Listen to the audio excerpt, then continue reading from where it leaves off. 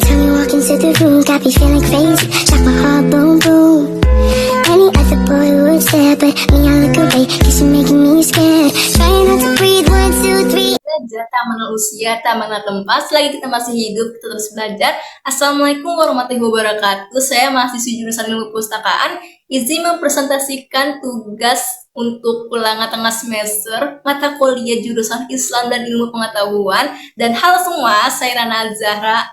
Saya akan menjelaskan biografi Ibnu Sina beserta karya dan penemuannya.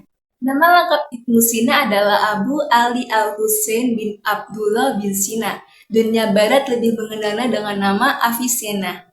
Ibnu Sina lahir di Afsana, dekat Bukhara yang sekarang menjadi negara Uzbekistan.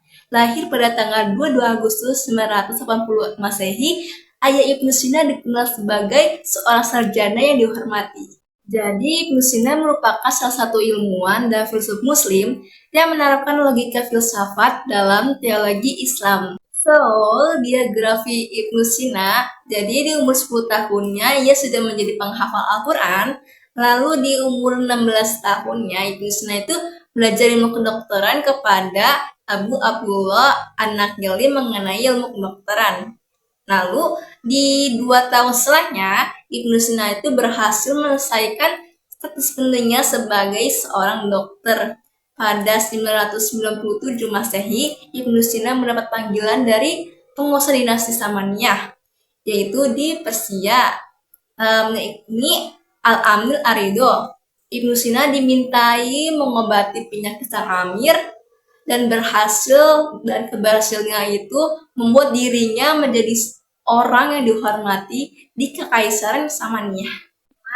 Dari sekian banyak penemuan Ibnu Sina, saya akan menjelaskan beberapanya saja. Yang pertama, saya akan menjelaskan penemuan Ibnu Sina di bidang kedokteran.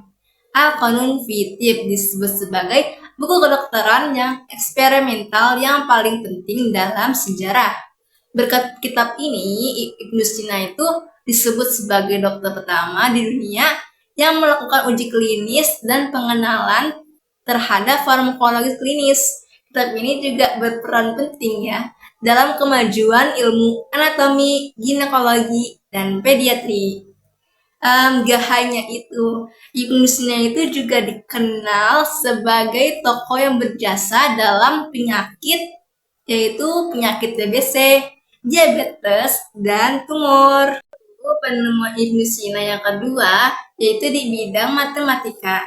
Dalam kitab Al-Shifa, Ibnu Sina membagi cabang matematika menjadi 4.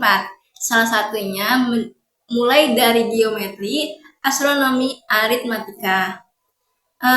Khususnya dalam perhitungan matematika geometri, Ibnu Sina menjelaskan terkait geodesi, statika, kinematika, dan lain-lainnya. Kemudian dalam bidang aritmatika membahas tentang aljabar dan penjumlahan serta pengurangan.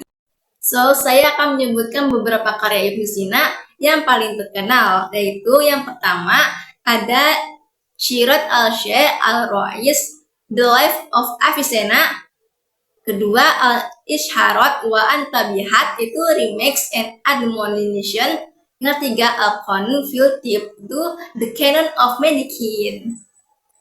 Sekian dari saya dan terima kasih. Indonesia Pangsul Daun Salam. Wassalamualaikum warahmatullahi wabarakatuh.